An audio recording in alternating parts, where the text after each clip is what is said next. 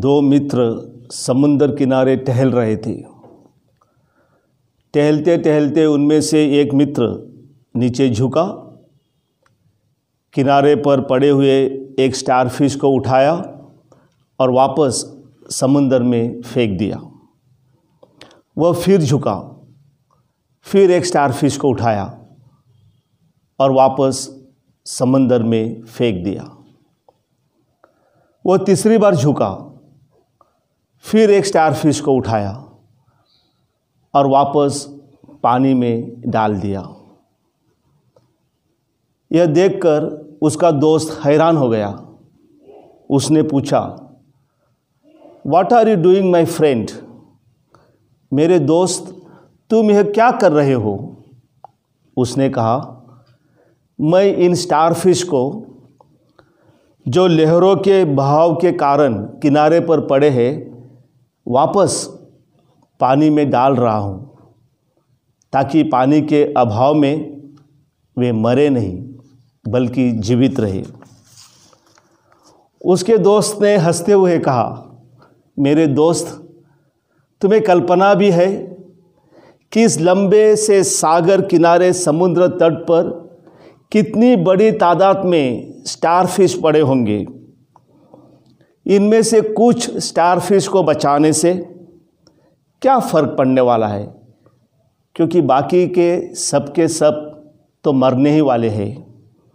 What difference does it going to make anyway? उसका दोस्त फिर से नीचे झुका। उसने और एक स्टारफिश को उठाया और वापस समुंदर में फेंकते हुए कहा, look, made difference to that one. देखो, उसे फ़र्क पड़ा, वह जीवित रहेगा, मरेगा नहीं। जब मदर तेरेसा को किसी ने पूछा, मदर जी, इस दुनिया में लाखों करोड़ों की तादाद में अनाथ, बीमार, बेसहारा, डेस्टिट्यूट्स, लावारिश, पागलपंथी है। उनमें से कुछ लोगों की सेवा करने से, कुछ लोगों की सहायता करने से और उनको बचाने से क्या फ़र्क पड़ने वाला है? मदर ने कहा, मैं पूरी दुनिया को बदल नहीं सकती, पूरी दुनिया को स्वर्ग नहीं बना सकती, लेकिन इस वक्त यह व्यक्ति जो पीड़ा, दर्द, दुख, बीमारी तथा भूख के कारण पीड़ित है और मेरे सामने हाथ फैला के खड़ा है, मेरी यह सोच है कि मैं उसके जीवन को कैसे बदलूं, उसके जीवन को कैसे स्वर्ग बनाऊं। क्रिस्त में प्यारे दोस्तों, कभी कभी हम भी यह सोचकर निराश हो जाते हैं कि इस दुनिया की बदहाली, बदनसीबी को मैं अकेले कैसे बदल सकता हूँ, और ऐसा सोचकर दुर्भाग्य से हम कुछ भी नहीं करते। We just do nothing. दुनिया की बदतरी के लिए हम दूसरों पर उंगली उठाते हैं। हम प्रशासन, सरकार, अधिकारी, नेताओं को दोषी ठहराते हैं, लेकिन उसकी बेहतरी के लिए अपनी ओर से कुछ भी नहीं करते। आज हमारे सामने सबसे बेहतर सुंदर उदाहरण है हमारे एक्टर सोनू सूद का। लॉकडाउन के समय गरीब अप्रवासी मजदूरों की बेबसी, बेदर्दी को देखकर उन्होंने किसी को दोष नहीं दिया, उन्होंने भाषणबाजी नहीं की, बल्कि वही किया जो वह अपनी ओर से कर सकते थे। He decided to do what he could do and that's all.